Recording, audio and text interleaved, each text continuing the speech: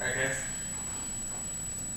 we will get started. So hopefully everybody was in Monday's lecture too and has some idea of what a geodesic is. But today our class is going to be a pretty practical one, which is all about how to compute distances and shortest paths and so on the surface. So the end product of the methods that we're talking about today will kind of like what you see here, right? Where you have some 3D model and you choose a source point, which I think in this example is somewhere on its hand. And then you have these rings of equal area that kind of radiate out from wherever the source point is. Okay. So I'm sure that we talked about all this on Monday, but to kind of reiterate what the big issue is, I think hopefully it's pretty clear that a lot of times in geometry what we really care about is the idea of an intrinsic quality, right? And when you make an intrinsic measurement, it means that I can only measure information by walking around and looking at the surface itself. I can't ever jump off of it, right? And so let's say that we have our favorite 3D cat model here, yeah? And I want to know the distance between his toes, namely one toe on the, I guess his right foot and the other toe on his left foot, yeah? So if we apply our favorite formulas from high school geometry, right, so the square root of x squared plus y squared plus z squared, his 2 feet are pretty close to one another when he's standing in this pose, right? But if we're trying to use that to get some understanding of the geometry of the cat itself, that distance function might not be too handy, right? In particular, if the cat, I don't know, rears his hind legs and starts swatting his feet around or something, his toes are going to become very far apart, but somehow the geometry of the cat itself really didn't change. It's still a cat. Although there's some debate there as to exactly, whether it's exactly the same cat or not. But regardless, you can say that extrinsically in this pose, the 2 paws of the cat are pretty close.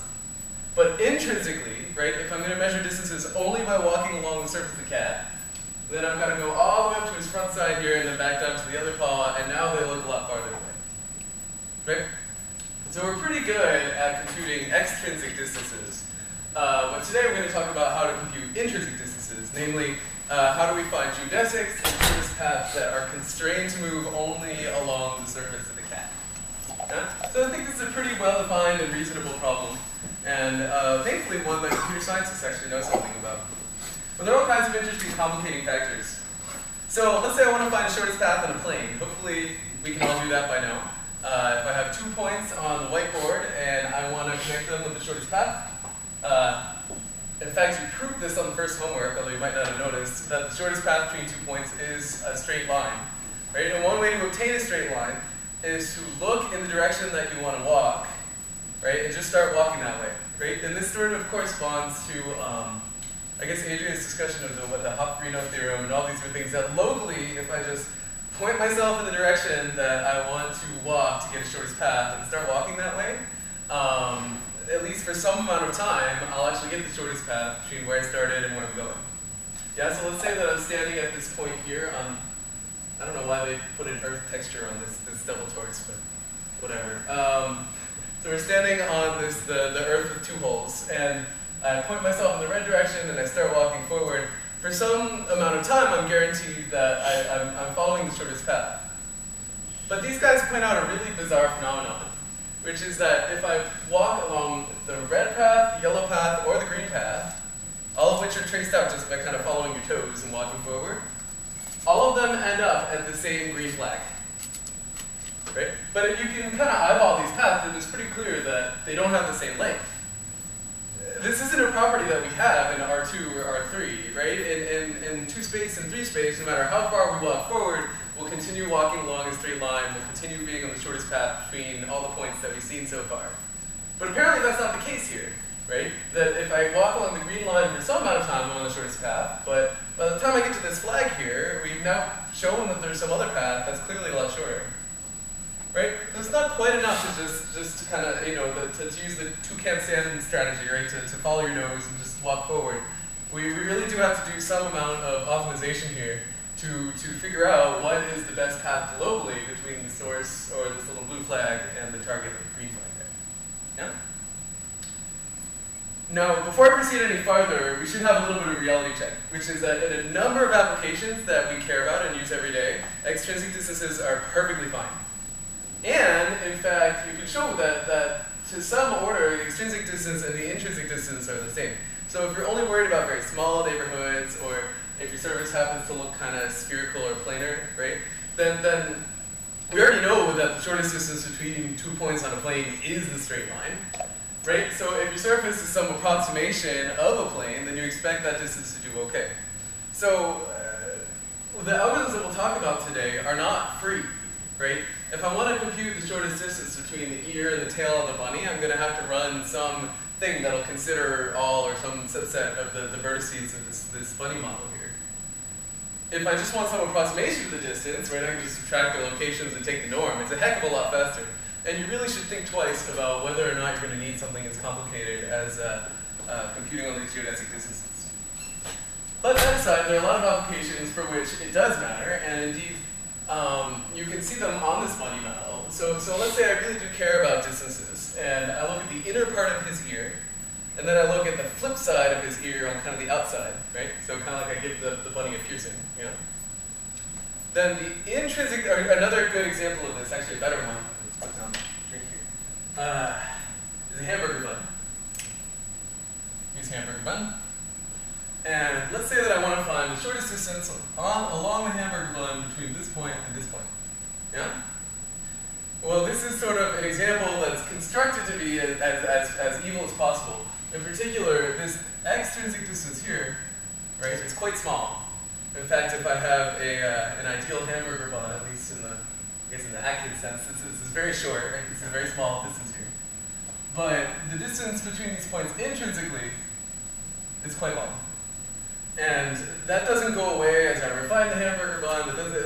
That's just a fact of life when computing distances on hamburgers. And indeed, this sort of sliver shows up a lot in geometry that we care about.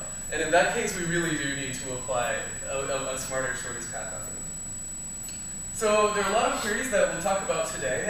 We'll mainly focus on the upper right here, which is the single source shortest path. Right?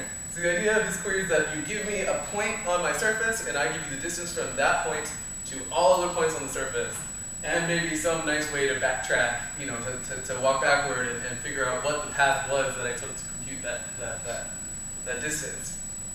There are lots of other queries. For example, maybe you only care about local distances, in which case this sort of ODE strategy of just picking a direction and walking forward is okay. And that's another type of query that requires a very different type of algorithm. We'll discuss that too. Two ones that we'll touch on, which actually are far less explored in the research as far as I can tell as well. One is multi-source shortest path. Actually, this one's pretty well understood. The idea here is that maybe I take my bunny and I mark 20 points on the bunny, and I want the shortest path of the shortest distance between every other point on the bunny and one of the vertices that I marked. Right? Now, in this case, I can expect to actually not have to do the amount of work proportional to computing the shortest distance between each of these 20 vertices and all the other points on the surface. Why is that? Well, I know that, for example, let's say I choose one vertex and do that, and now I choose another, and I have some sort of advancing front of distances, and eventually that front is already farther away than the distances I've computed to this vertex here. Right? Then if all I care about is the distance to the closest point, I can just stop. Right? So these algorithms can actually get faster as you add more points, because it's somehow cheaper to insert things and you already have a lot of local information.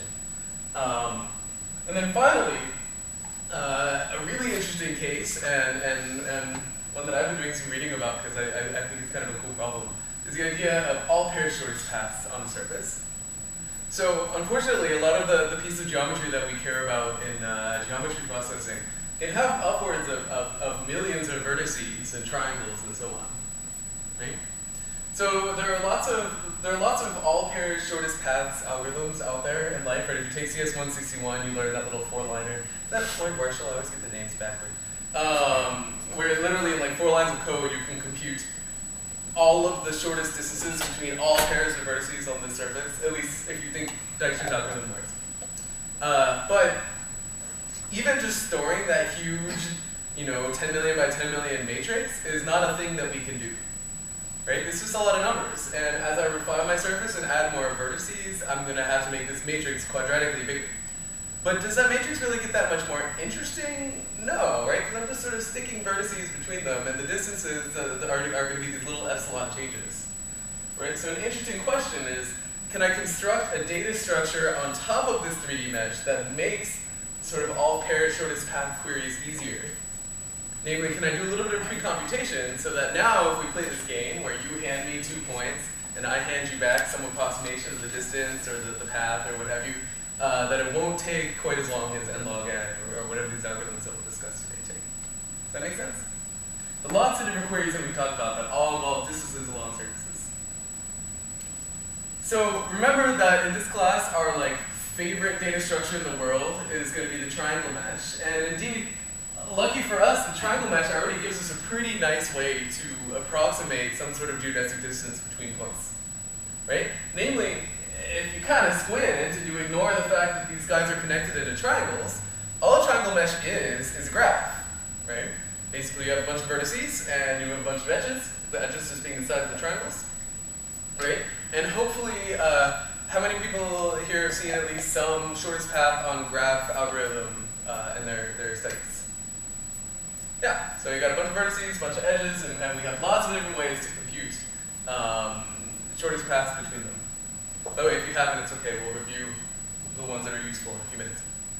But yeah, so the question is, are we done? So remember that one of the strategies in geometry that we've talked about in this class, right? There's the discrete geometry and there's the discretized geometry. And maybe we view this as sort of a discretized strategy.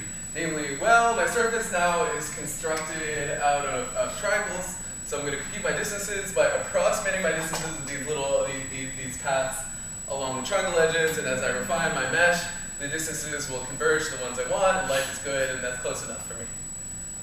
Unfortunately, that actually isn't the case, depending on how you define what it means to refine a mesh. This is kind of a subtle point, but one that shows up a lot, because it turns out that the meshing strategies that we tend to like in geometry, we like them because they produce really regular looking structures, but those are exactly the ones where this strategy fails. So here's probably the most regular structure I can think of.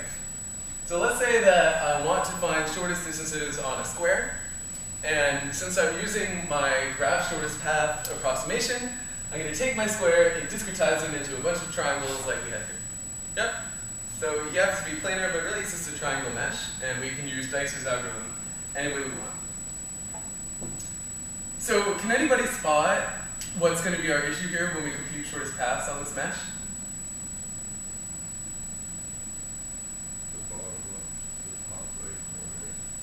The bottom left to the top right corner, as opposed to the top left, bottom right corner, are going to give me very different distances. Yeah? In particular, like view, I've drawn the 2 shortest paths. Yeah? So what's going on here? Well, our mesh, although it's very regular looking, actually happens to favor one direction over another, right? Namely, how did I construct this guy? Well, I put in a bunch of squares, and then, well, we needed triangles and not squares, so I did the obvious thing and just sliced them diagonally. Yeah? But in doing so, I favored directions that go this way. Yeah? So what happened? Well, the path, let's see here. The path from the upper left to the bottom right is optimal. Yeah, it's the shortest path, straight line. Life is good. From the bottom left to the upper right is not so great. In fact, this path, right, this is one of my favorite little geometric, contradictions when you kind of look at it. It has the same length as just walking along the bottom edge, right, and then walking along the upper right side, right? Now, what's going to happen if I add more triangles to this mesh and I just do so in the same strategy? Nothing's going to happen to this distance, right? No matter how many triangles I add, how much I refine using this trick, I'm going to continue to get 2 different distances depending on the pair of points I get, even though this is a completely symmetric object. Right? This is a really scary property. I can't, this is using Dijkstra's algorithm on the mesh might initially just by kind of glancing at it make you think, oh yeah, well this is convergent, right? Triangles get small, the edges kind of, get shorter, but it turns out that that's not enough. That's not a strong enough a piece of information to actually guarantee that this thing will give you the distances that you want. Right? These little localized zigzags actually make quite a big difference. Yeah? So we are assuming here that all the points are planar, right? Yes. But you can do, I think you can construct a similar example on a sphere.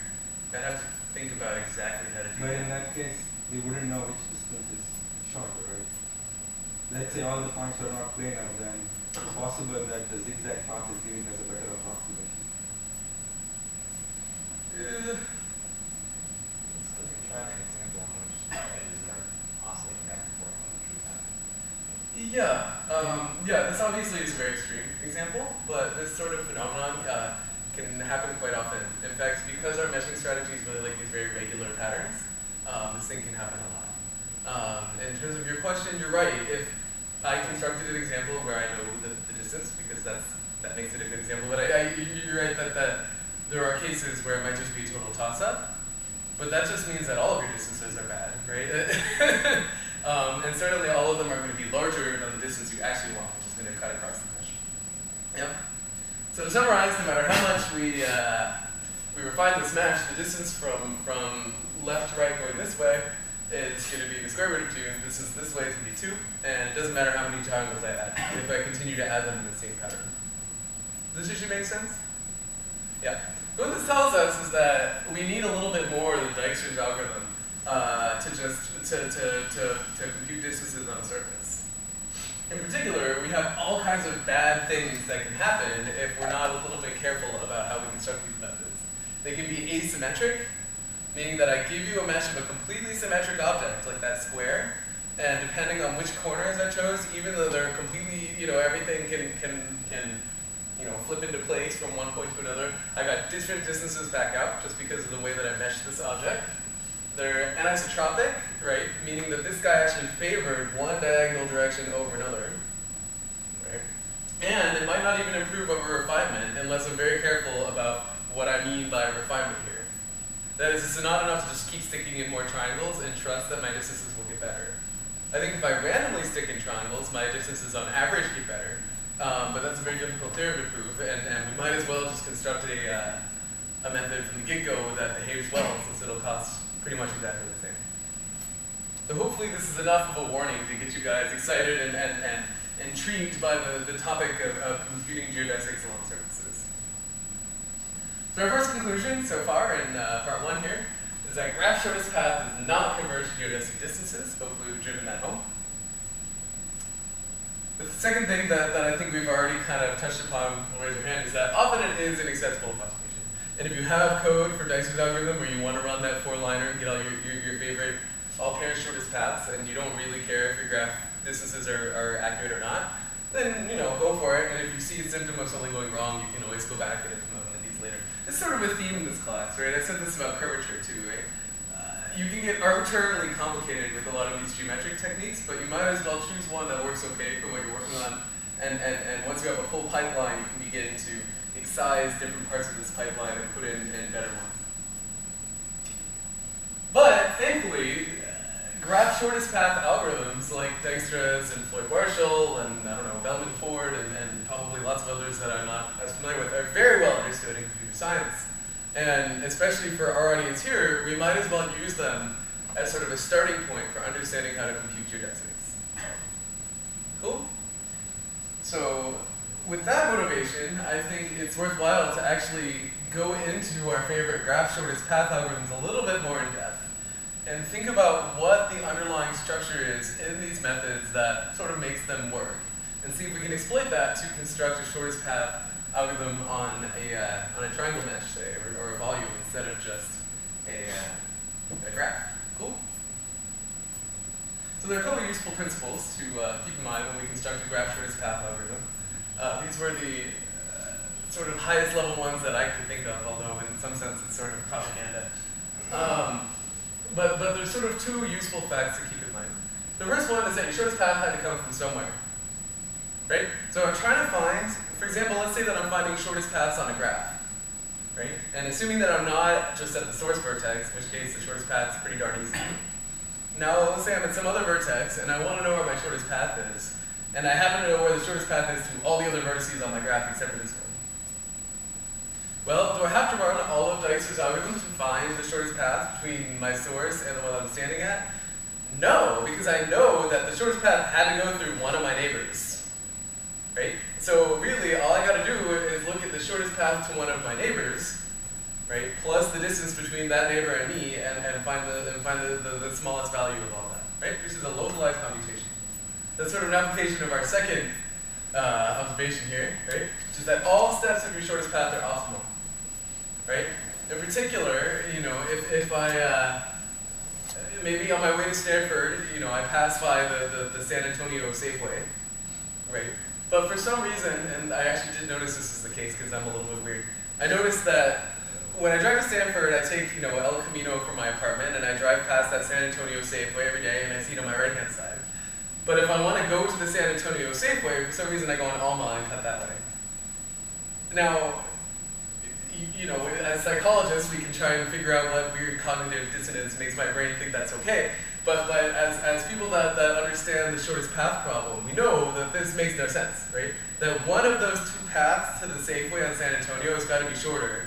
And I might as well take that and then continue my path to Stanford, and it's going to be, you know, the shortest possible thing between the two options that I have, right? So in particular, all steps on my shortest path are optimal. There's no reason for me to take a bad path for the first half because it'll somehow trade off for the second, right? It just doesn't make sense here. These are going to be our guiding principles when we construct these things. Yeah? Could you perhaps put them on the board? Draw a picture? Yes, I can. Fantastic.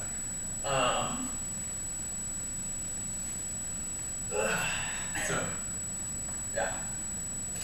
So, number two, we'll start with, right? Says that if I want to go from point A to point B, and then point C to D, right? There's very little reason, right? So let's say that my shortest path from A to B looks like that for some reason. I know this can't be right because I can look at the sort of inner part of my path here and notice that I can just excise that and replace it with the shortest path this way, right? In other words, all the inner parts of my shortest path have got to also be shortest paths, right? And number one says that, you know, if I know the shortest path to some neighborhood around a point, say, then that's more or less enough to, you know, and I know all the shortest paths between this source and this neighborhood, right? Well, I know that to get to this point, I'm going to have to pass through this little neighborhood. So it's enough for me to find the shortest path to all these little boundary points, right? And then find the one that's going to give me the shortest distance globally when I add the initial part. Yep, so that's all these two principles are saying. Cool. So probably our favorite and best known algorithm for computing shortest paths on a graph is Dijkstra's algorithm. How many of us have seen this one before? Cool. Everybody except for the instructor for CS 161. So anyway, let's say I have a graph now, and I have a source vertex V naught, and I'm going to maintain this array that we'll call D sub I, which is going to be sort of my current guess of the distance between V naught and vertex I. Yeah? And we're going to draw a picture of this in a few slides in case this isn't something you've seen before, but it looks like it's familiar, just better than you. And meanwhile, we're going to maintain a set S of all the vertices for which we know that this value D sub I is actually the correct distance. Right? So D sub I is our current guess of the distance between vertex 0 and vertex I, and we're going to keep a set for which we know that our distance is correct. This is a very high-level view of what Dijkstra's algorithm is doing, by the way. So actually, like, removing the smallest value from D and stuff. There are data structures for that, and all of the tricks that apply in Dijkstra's case also apply for what we're going to talk about, so I'm not going to worry about it too much. So anyway, how do we initialize? Well, we know that the shortest path between vertex 0 and itself has length 0. Yeah, hopefully everybody agrees with me on that one. And let's say that we always want to have an overestimate of the distance between our source and where we're going. Right? So what's the biggest overestimate I can think of? Well, it's infinity for all the other vertices except for vertex 0. Yeah? But on the flip side, we don't know that any of these distances are optimal. That is a pretty reasonable starting point. So what are we going to do Well, we have this little iterative method where we're going to find, we're going to look at the set of vertices for which we don't know whether our distance is optimal, right? So this is v minus s. And we're going to choose the smallest distance within that, right? We're going to say that, in fact, actually, we do know that that vertex has the shortest distance. And then we're going to look at all of the neighbors of that vertex, and we're going to update their distances. So that either we leave the distance alone, or if it's smaller to go through vertex k, and then add the distance from that vertex to its neighbor, then we'll do that instead.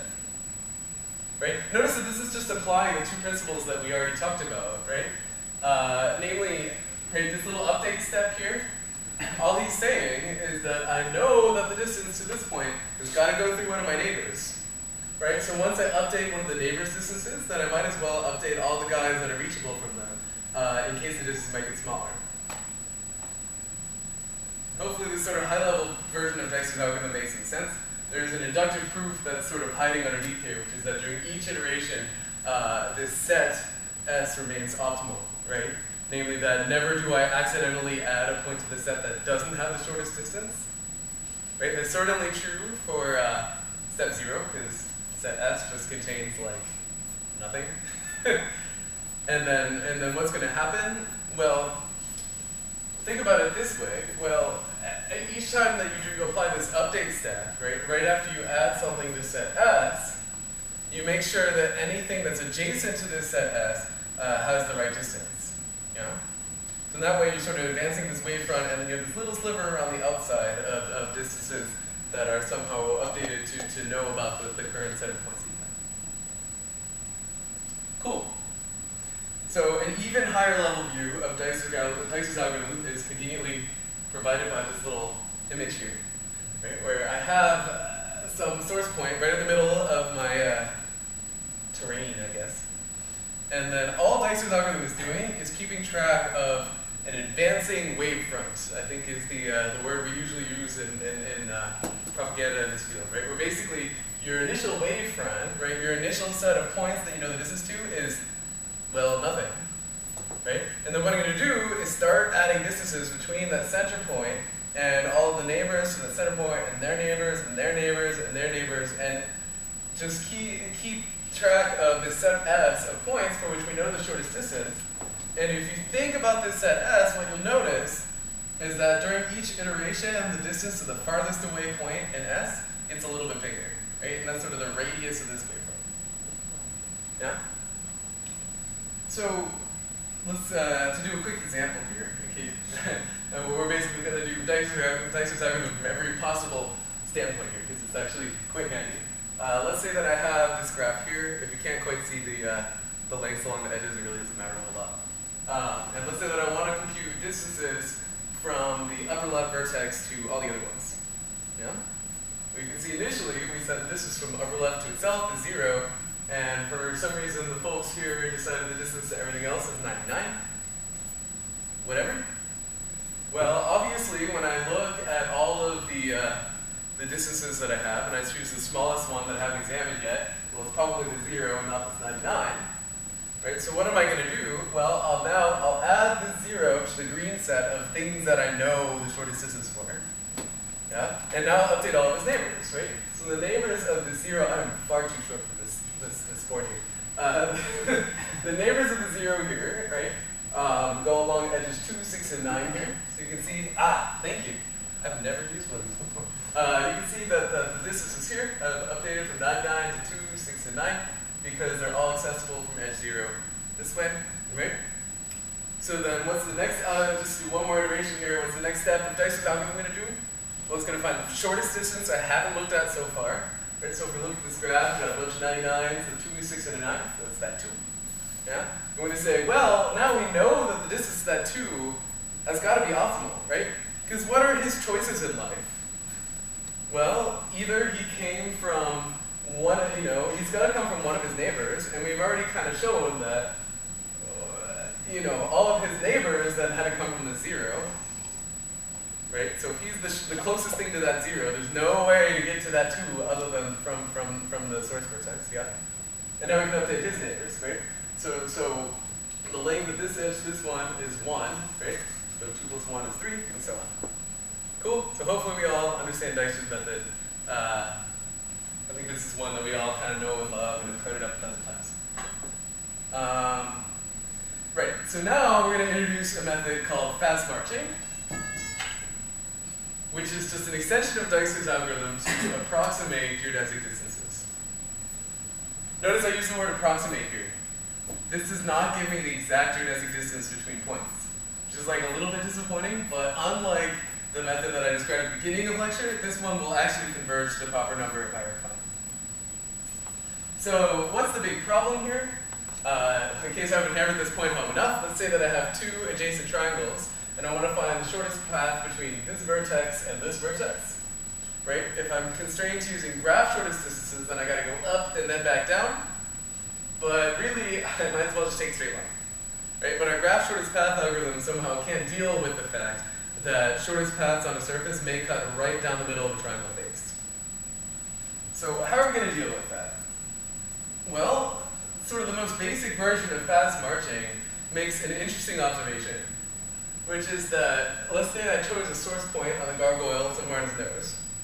Once I get outside of some certain radius of the source point, and I look at the curve, sort of the set of points that are all one distance away from the source, yeah, so kind of like concentric circles that are getting wider and wider and wider. What do we know happens to the curvature of a circle as the radius increases? Yeah, curvature of a circle is 1 over the radius. Yeah? So as the radius goes really big, curvature gets really small. Right? In some sense, all this little observation is saying is that as circles get bigger, locally they look more like lines. At least if you keep your scale kind of equal. In other words, right around our source point here, this thing looks like circles, but far away to some approximation, at least if you take this and then view it just on the scale of a single triangle, assuming that all of your triangles are more or less the same size, yeah, the wavefront begins to just look like straight lines. So what do you think our approximation is going to be here? Well, basically, all we're going to do is approximate our wavefront with a bunch of straight lines at any given time. That's going to be our trick. In other words, if our source vertex is somewhere along this whiteboard on our left, right, then the advancing wavefront is going to look like a bunch of circles that are going out this way. Hopefully this makes some sense. But instead we're going to say, well, to some degree it kind of looks like a straight line. And you can see even here that's more or less the case. This is an approximation. And I repeat myself, this is not the correct geodesic distance. If you use fast marching, you will not get a number that you can trust 100%. But you can trust it like 98%. That's way better than Dijkstra's algorithm. So let's say that I'm in a single triangle and I've made this approximation and now I want to do some calculations with it. So since my front is nothing more than a straight line, all of my math all of a sudden becomes about 3,000 times easier. So in particular, we're going to change our coordinate systems a little bit so that we're in 2 dimensions, right? I'm on a single triangle, so I can always take my single triangle and slap them onto the whiteboard because it's easier to draw. And just for fun, we're going to take, and let's say we know the distance to vertex 2 and vertex 1, and we're trying to find the distance to vertex 3. Right? It turns out we have enough information to do that. I'll show you in a second. And just for fun, we'll put vertex 3 at the origin. Right? These are all just little rigid motions, not so hard. So how are different ways that we can think about this advancing wavefront? Well, here's our wavefront here. So let's say that our source vertex is somewhere else on the plane. And now we've got this sort of wavefront, which is just a straight line, which is zooming forward at some constant rate. Yeah? Well, the wavefront, because it's a straight line, has some normal vector n. Reasonable enough. Is just take the wavefront, rotate it 90 degrees. And we're going to constrain n to be a unit vector because normal vectors are usually unit vectors, and scaling them doesn't really change anything in life. But in particular, what this means is that the wavefront is going to advance at like 1 meter per second, or 1 unit per second. Yeah? It makes sense because we want to measure distances and not like 17.4 times distances or something. So remember, we know the distance to vertex 1 and vertex 2, and we'll call those D1 and D2. Right? And in our setup here, what is the expression for the distance between our source, which is the spread guy, and any other point on the plane, where we've made this sort of planar wavefront approximation here? Well, all I have to do is take the dot product between the location of this point and the normal vector, right?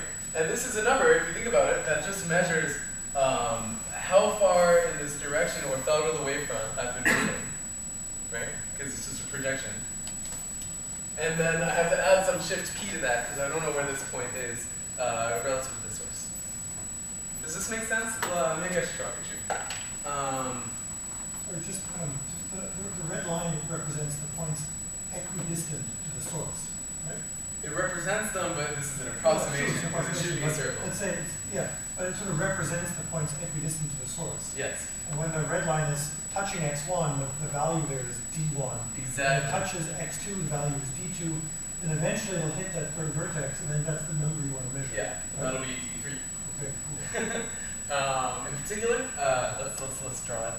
So here's our source. Yeah. And there's some line here such that our wavefronts are going to look like this. Yeah. So let's say that I'm at point what numbers we use? X1. Right? Then our approximation of his distance to the source, again, approximation, yeah, is going to be, well, I just project him onto this line and measure this distance here. Right? That's d1. This is d1. And thankfully it's pretty easy to compute because we know the normal vector in this direction is n, right? So if you remember the dot product between this vector and this normal vector gives you the length on the projection. Yeah? So here, at least in this picture, are we assuming that the source is on the same plane as x1, x2, Yes. and that won't be the case? Well, so if you assume that there's a planar wavefront, then you can, well, in some sense you can assume anything you want, but assuming that there's a planar wavefront and that it advances at a unit speed, No, I agree. then there's some wavefront at which the speed was 0, right? And since when it's moving along the triangle face is certainly planar, Yeah. right? So even if we don't actually contact the point where this wavefront hits it at point 0, it doesn't really matter, right? That since it's moving at unit speed and it's just a bunch of lines, right? I could have just as easily marked some point and said, well, I'm going to start at point distance 7 and then move forward from that. But this somehow simplifies our calculation. Yeah. And technically speaking, you have an extra unknown in the problem, p. Yes. Oh yeah. And the location of this source point, we don't know. Yeah.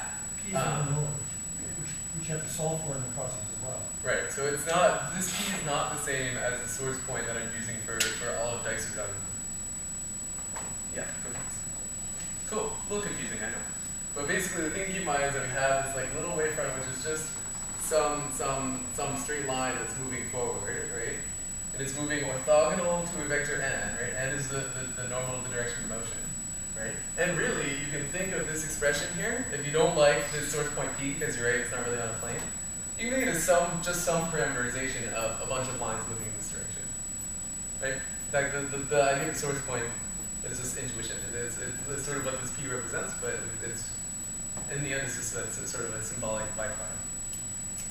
Anyway, so what do we know and what do we not know? Well, we know x1 and x2, we know d1 and d2, but we don't know anything about the wavefronts. We don't know n and p. Yeah? So the first thing we can do is kind of vectorize our equations here, right? So we can stack these two d's into a d vector.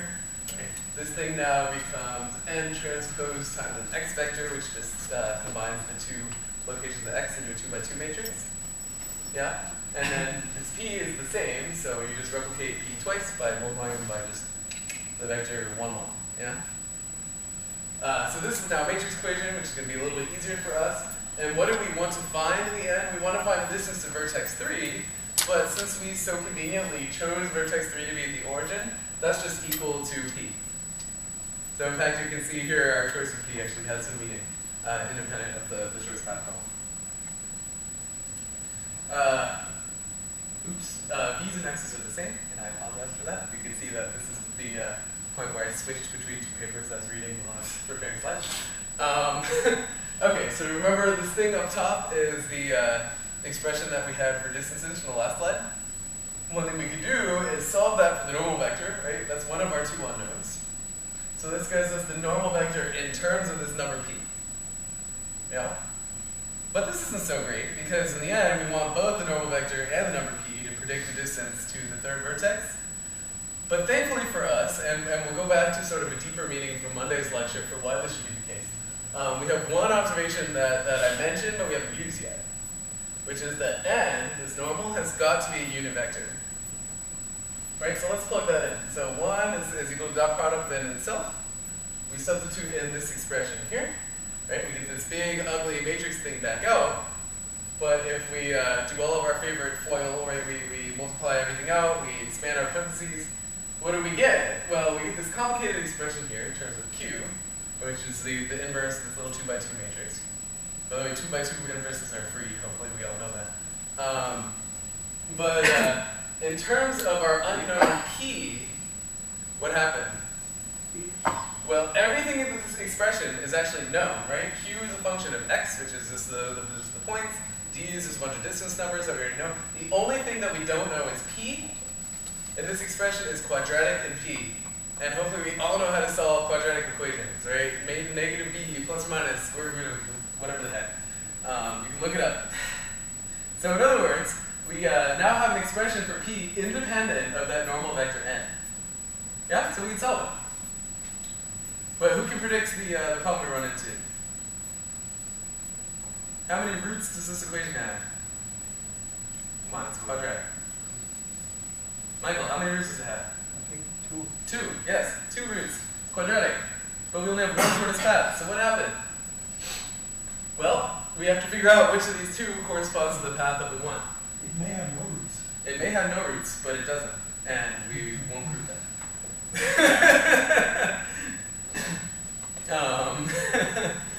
It may have 1 root too. But morally, maybe that 1 root is really 2. Anyway. Yeah, so we have actually 2 different cases. So remember, what were we given? Well, we were given positions of 2 points and distances from our sort of source of this moving wavefront to those 2 points. And in fact, there really are geometrically 2 solutions to this equation. Right? The first one being where the wavefront sort of is coming downward, achieving distances this way, and the second where the wavefront is coming upward. In other words, if I choose that normal vector n, I can flip that n to be plus n or minus n. And that's basically what these things correspond to. So, which of these 2 solutions do we want? Well, if you can convince yourself at home that the smaller of the 2 roots corresponds to this normal vector n, making an acute angle with the triangle at this third vertex. This isn't 100% obvious. It's also not that hard to prove, but we only got so much time today. And the larger root corresponds to an obtuse angle. In other words, n sort of points out of the triangle. But which one do we want? Well, you know, either philosophically or mathematically, right? We think of the idea of causality here. Remember that we're trying to extend Dijkstra's algorithm. So it doesn't make sense that if I know the distance to these 2 points, and now my thought is that I'm going to use that to extend to the distance of the third guy, I don't expect his distance to be smaller than the distance to the 2 points that I've just looked at, because I'm looking at advancing wavefronts. Right? My wavefront can't go backward. So I want the root that's going to give me x3 being reached after x1 and x2. Okay? So in other words, when I have that negative b plus or minus square root of whatever, I want the plus and not the minus. I realize this is kind of a high-level explanation of why, but symbolically this turns out to be the case as well. So are we out of the water? So at this point it's pretty clear how we might write an algorithm that extends Dijkstra's, right? I know that the distance to my source point is still 0. And now, rather than using edges to update, I'm going to use adjacent triangles to update. Where I'm going to look at all the triangles adjacent to the next vertex I'm going to consider. I'm going to use our little formula here to update the distance to his neighbors. Yeah? So turns out, yeah? So when the wavefront coincides with one of the edges of the triangle, is that a case where you get a double root? Or what is... oh god. But Yes. you have a right angle. Yeah, because one way to think about this, if you like this sort of high school geometry constructions, is that you sort of attach a rod of like D2 and a rod of like D1 to these two guys, and you can kind of try to rotate it or flip this rod around in different ways. Yeah, and I think you're right. When you get a double root, I think because if you think about it, when you increase D1 or D2 and keep D1 the same, sort of rotating this line, I think what ends up happening is eventually it coincides with this. And if you'll notice, that happens exactly when this normal vector is orthogonal to that edge. But I'd have to go home and convince myself. Yeah, but unfortunately, like Michael's noticed, there are all kinds of really ugly boundary cases for this algorithm. And while that's a very small one, there actually is one that's even worse, which is, well, actually there are two. So the first, sorry, I forgot about this one. First one is, remember that this normal n gives me the direction of the advancing wavefront. So let's say I solve for n, and he points over here to the upper left. It happens sometimes. Well, what's a little bit weird about that? Remember that our update is for this triangle, right? But what is this n direction telling me? It's telling me that really the update should have came from this triangle that I haven't drawn, right? So what does fast marching do in this case? Well, it says, we're going to ignore this update step for now, because we're going to assume that eventually this other triangle is going to fill it in. And if it doesn't, then we know that what actually went wrong was our planar approximation rather than our shortest paths. Yeah? And to fix that a little bit, we'll say, well, if we know this is to x1 and x2, right, one perfectly legal update step, no matter what, is always to kind of go back to Dijkstra's algorithm and just use the length of this edge. So anytime something goes wrong, that's what fast marching is going to do. And finally, there's one more boundary case that's a little bit bizarre. I keep marking things as homework problems, so I'm not keeping track of them anymore. Oh, sorry. This is the condition for when that happens with n. And maybe you'll be getting homework, maybe you won't. The very last thing that can happen, remember that philosophically or mathematically, we really don't want to violate causality in Dijkstra's algorithm, and we have this advancing wavefront, and we sort of want to fix our distance and never look back, right? So we never want our distance to x3 to be smaller than the distance to x1 and x2. Turns out if your triangle is obtuse, you can have a particularly bizarre case where the distance to x3 is between the distance to x1 and x2. That's not so great, right? Again, we always want x3 to be bigger than the other two guys. This picture illustrates why, right? If you so here's the sort of you can stick a right triangle inside of this obtuse triangle, right? And if you have an obtuse wavefront that kind of sticks right in between, in this little sliver here, you notice that the first thing it hits is x1, then it advances to x3, and then x2. Right? Unfortunately, fast marching simply cannot deal with this case. It's just a bad case. There's nothing we can do about it. So usually what we do is one of two sort of disappointing tricks. The first one is what I mentioned before, where if anything goes wrong, we just use an edge-based update and go back to Dijkstra's algorithm. And the second one is we take any obtuse triangles in the mesh, which we can detect easily now, and we just slice them in half until they're not obtuse anymore. Yeah? The second one is somehow sort of okay. The first one is a little bit questionable, but the lucky thing for us, and something we don't have time to prove today, is that either of these tricks, combined or independently, gives us the distances that as we refine the triangles in our mesh in a very weak sense, the distances that come out of fast marching converge to the geodesic distance. Again, remember that wasn't true when we used Dijkstra's algorithm, but it is true for us now. So, and they can be both larger and smaller, or I'm sorry? Oh, is it consistently an overestimate or underestimate? I guess if you compare a circle and a line, right? The line I think is sort of the extent. I'm not sure you could say. I know that this is the viscosity solution in the finite element sense, which means that in some sense it's sort of a lower estimate of things that satisfy this Economou equation that we'll mention in a minute. So in that sense, it's an underestimate, but I'm not sure what that implies about the actual distances. Gotta think about that. Yeah. But anyway, our update step is pretty easy in the end, right? I've drawn all kinds of pictures here. And I'm sorry that some of these justifications just aren't all that acceptable when you try and draw pictures and think about them intuitively. And they do require a little bit of technical proof to actually justify that making these approximations and like saying, oh shoot, something went wrong, this triangle is obtuse and this wavefront hits this thing the wrong, so I'm just going to make this stupid approximation, right? It does require a little bit of math to go back and make sure that you haven't made a mistake when you did that, right? But thankfully, all is good in the universe and all of these things work out in the end. And our actual update step is quite simple, right? The very first thing we do is compute this p-value, which we just have in closed form. Notice, see, I replaced the plus or minus with plus, because it's the bigger of the two roots. I compute this n direction, which you can write once you know p, it's easy enough to compute n.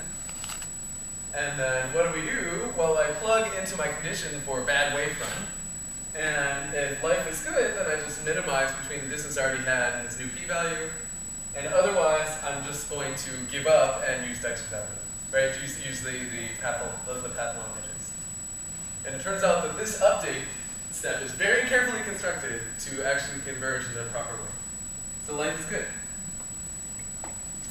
So what's the difference between fast marching and Dexter's algorithm? Well, we have a new update step, yeah. Now we use triangles rather than edges. And because of this update, so this is some new quadratic equation you've got to solve every time you want to do an update. And then what do you have to update? All of the triangles adjacent to a vertex instead of all the edges. Other than that, your algorithm is exactly the same.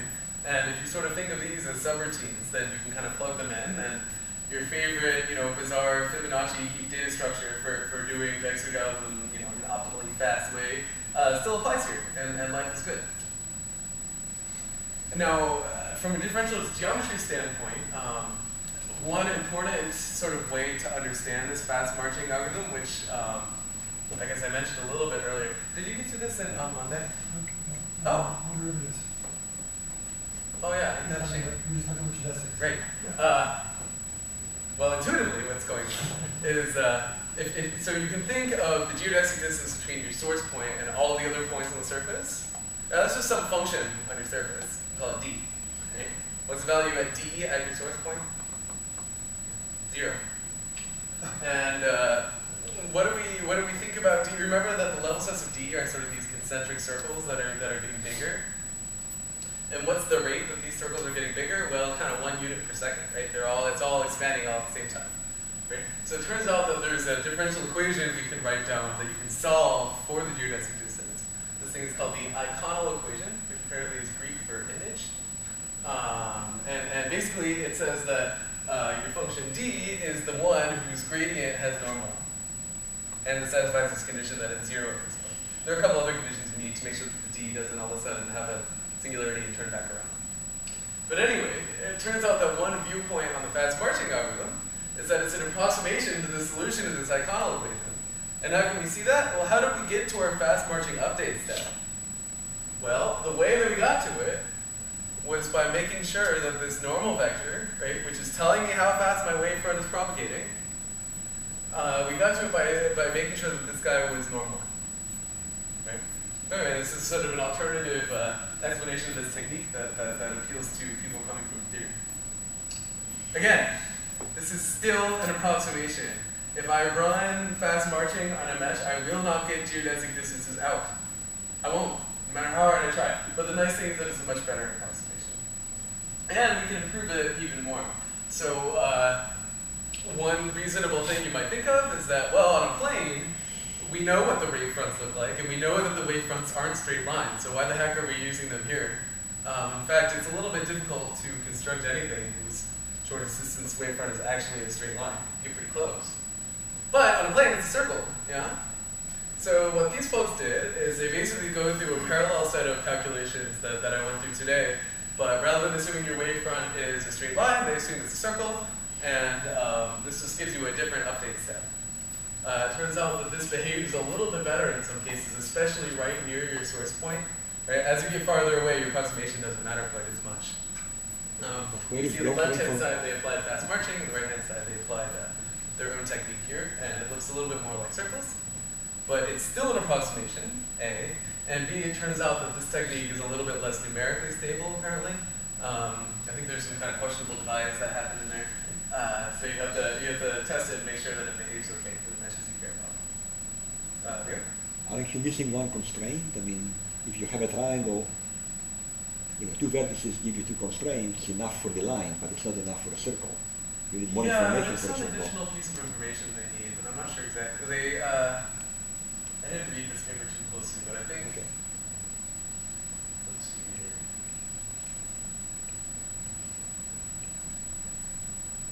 No, wait. If you know, no, you get 2 points out, right? Like, because you have circles instead of lines, right? But even in the planar wavefront case, you still get these two flipped solutions, right? I think it's actually parallel.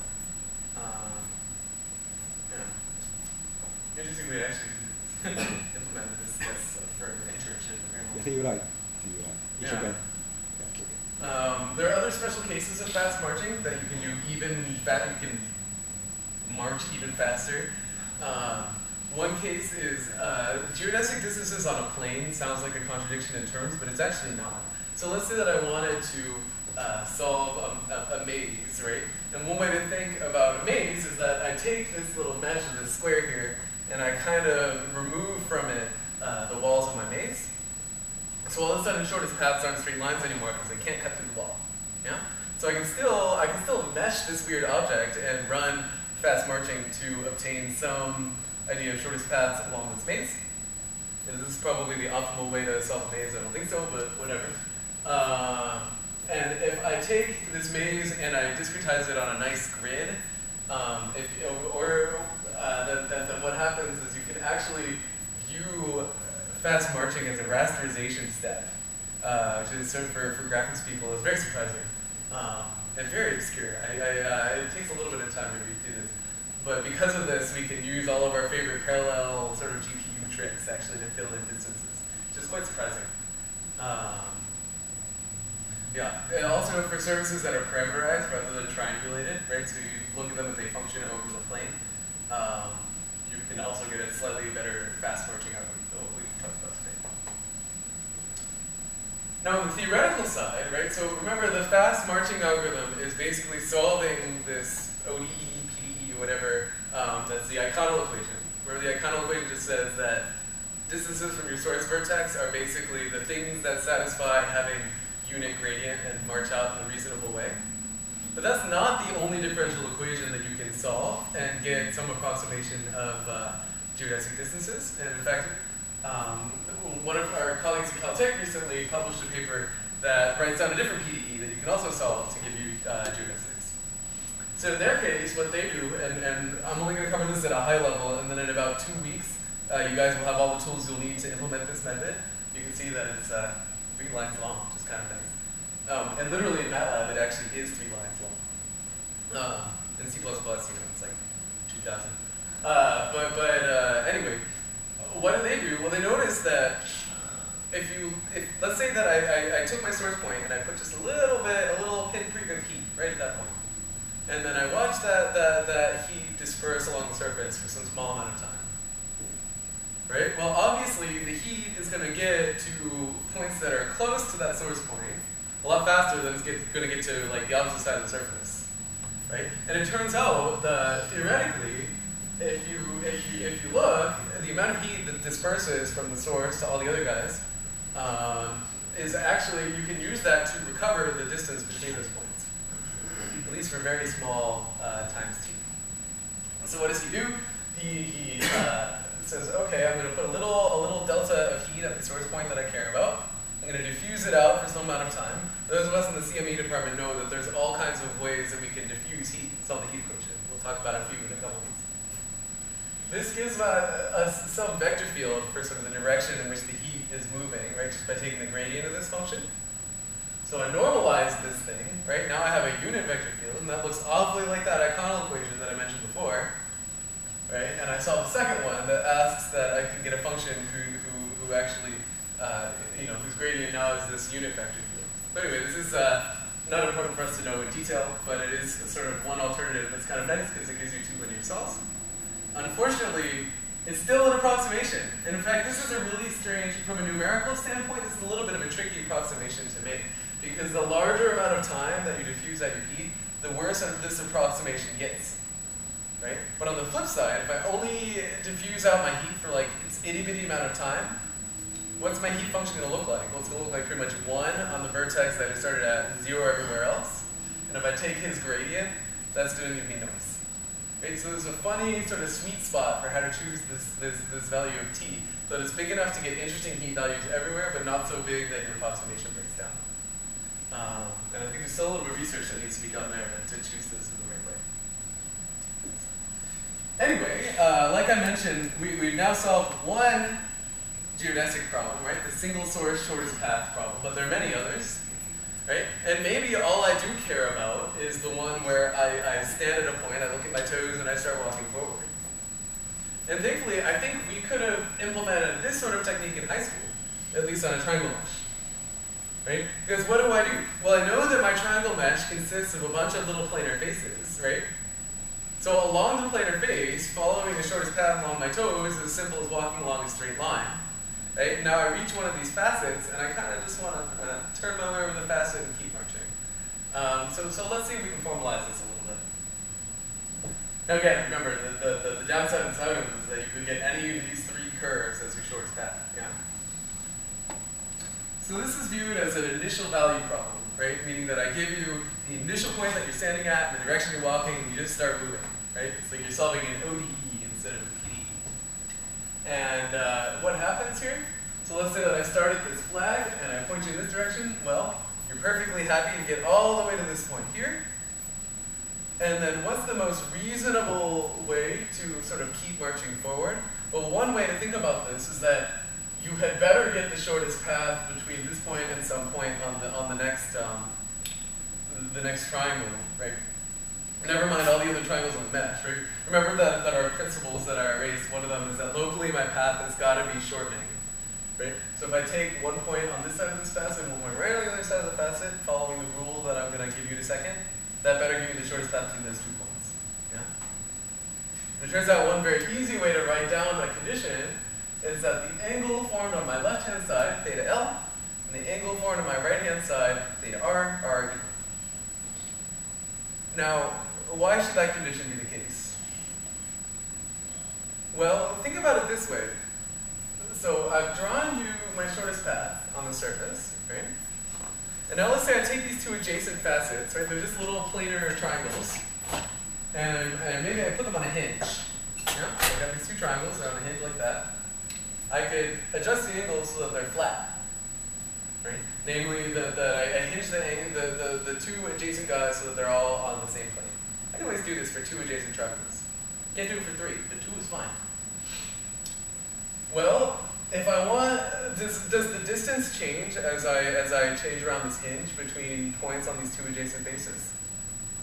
No, it doesn't. There's no reason. This is actually an isometric change to the surface, right? And in particular, I can take these 2 adjacent triangles and I can flatten them out to the plane. And then we know how to compute the shortest distance, yeah? It's just a straight line. And indeed, you can convince yourself that making these 2 angles equal is nothing more than making sure that when you unfold these 2 adjacent facets, you get a straight line. Yeah? So anyway, this could be a very simple method for tracing out a single geodesic on a surface, right? Where I pick a point inside of a triangle, I pick a direction, I start walking, and every time I crash into an edge, what do? Well, I just follow this simple rule where I look on my left-hand side, I look on my right-hand side, make sure the angles are the same, and keep marching. Yeah? I use the word marching, but I guess I should be careful giving the first half of the class. There's one boundary case you have to worry about, which actually does happen if your surface has a negative curvature, which is that you crash right into the vertex of one of these faces. And thankfully, the way that I've written this rule here, right, it can still work even if you're at a vertex, right? Now the total amount of angles next to your feet, remember our lecture on curvature, is not going to equal, 360 degrees.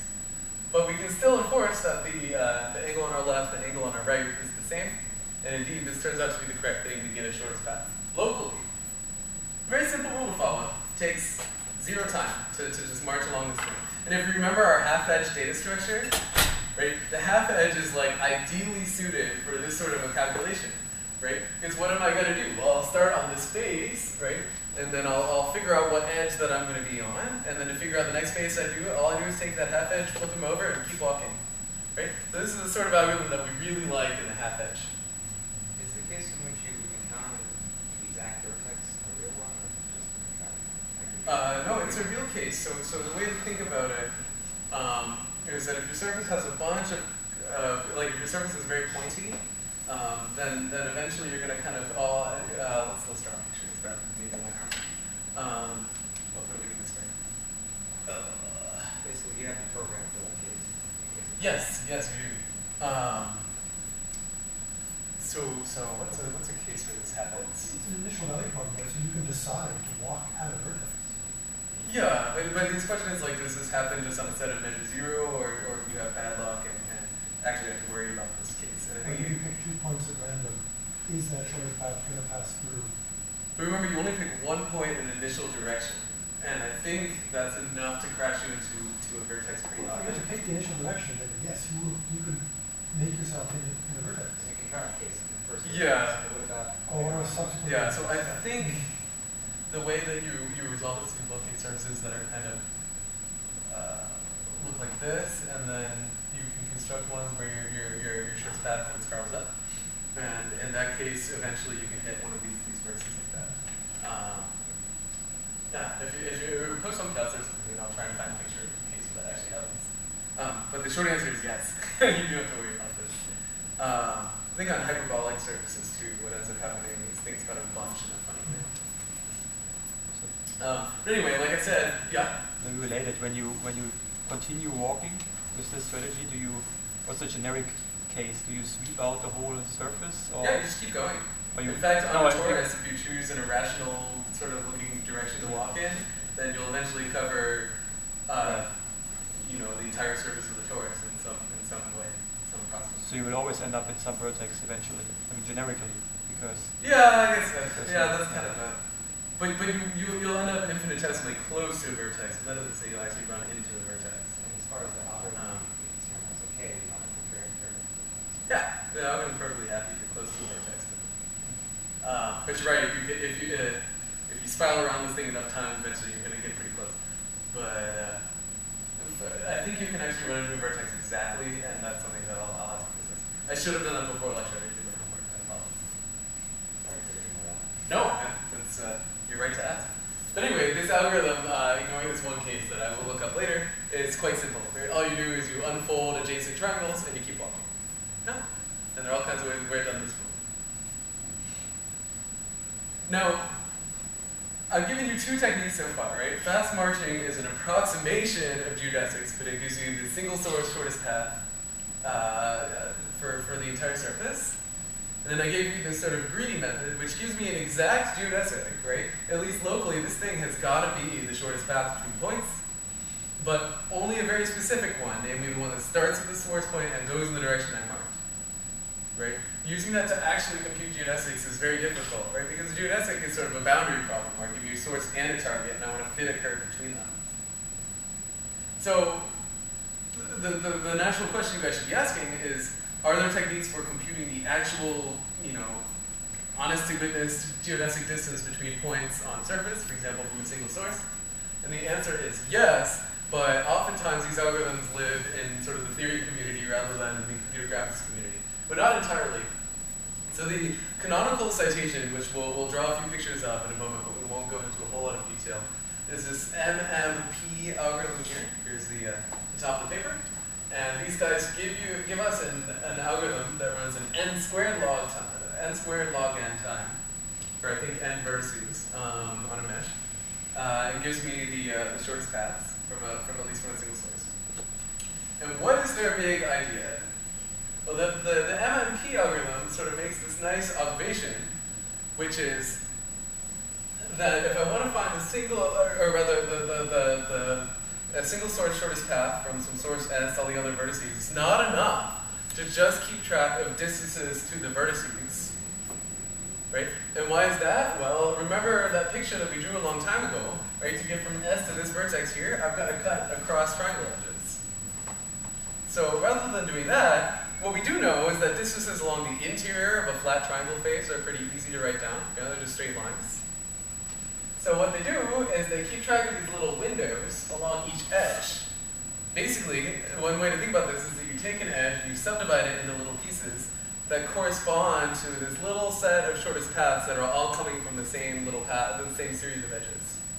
Right? So for example, if we have this source S here, you can see that there's this little sort of widening sliver here of shortest paths that all follow the same series of edges and triangles.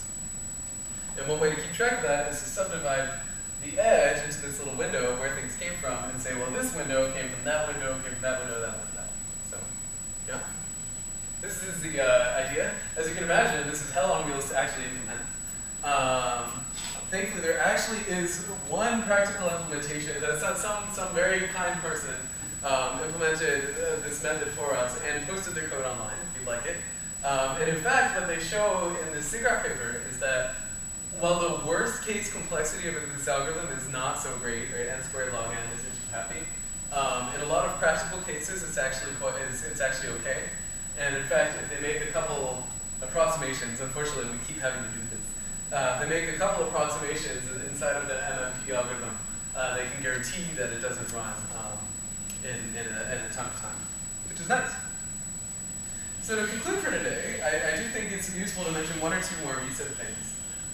One thing that we've talked about a lot today is the idea that geodesics are somehow unstable, right? That unlike shortest paths on the plane or in 3D space, I can follow lots of different directions and get paths that locally minimize distance but globally don't, right? That locally minimizing distance, just following your toes, is not enough to be shortest path anymore. And there are a lot of papers that deal with how you might try and address this issue. Because as you can imagine, this issue can create instabilities in algorithms that we generate for computing geodesic distances.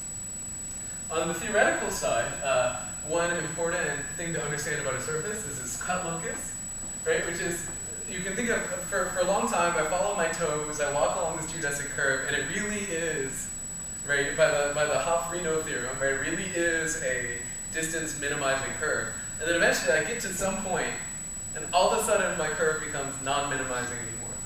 Globally, there's some other way I could have cut through to be a shorter path, right? There's some place where there are two different paths that could get me to the same point and give the same distance, right? So for a given source point P, we'll call the set of places where there are multiple shortest paths the cut locus of the surface, right? And one thing you might want to do is to try and characterize the set of cut points or understand it to help you better compute these geodesic distances. There are lots of interesting theoretical problems there. Or maybe we just cheat a little bit. So again, our geodesic curves, the distances are somewhat unstable. They have their derivative discontinuities. They play that on this cut locus and so on. So maybe we just want to smooth it out. We want some approximation that is stable. Right? Another issue, of course, is let's say that I have a model of a human. Yeah. Here's my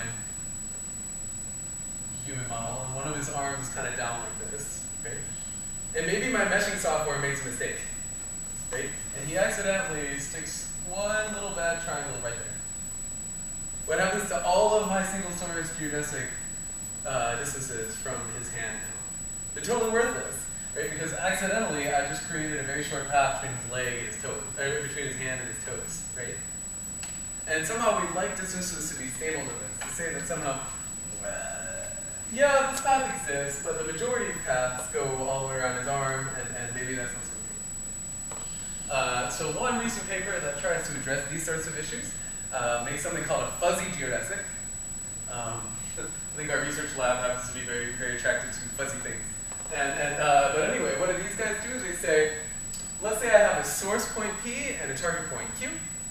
A fuzzy geodesic is actually going to be a function on the entire surface rather than just a curve between point P and point Q.